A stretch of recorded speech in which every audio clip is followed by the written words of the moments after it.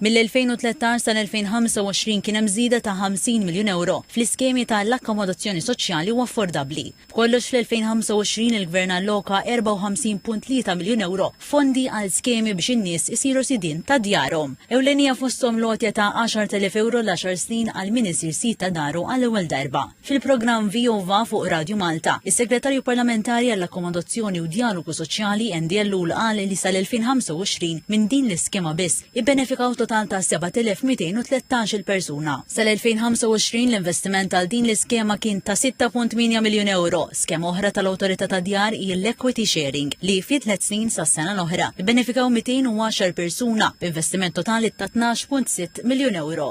Tgħid li biżejjed, jiena ngħidlek nixtieq nara aktar numri. Ġifieri taħt issa r-responsabilità tiegħi nixtieq niġi s-sena d-dieħla u ngħidlek illi n-numri żdiedu. Ġifieri jekk hemm lok fejn aġġustaw daw l-iskemi biex nilħqu aktar pockets, il-Gvern aħna lek qegħdin hemm, aħna lek niġu f'dati, għalhekk niġu eletti biex fejn nistgħu nbidlu liġi, nbidluha, fejn nistgħu nintroduċu jew naġġustaw skemi, naġġustawhom, l-interess tagħna jibqa' wieħed illi kulħadd jilħaq l-aspirazzjoni, ngħinu lil kulħadd jilħaq l-aspirazzjoni tiegħu.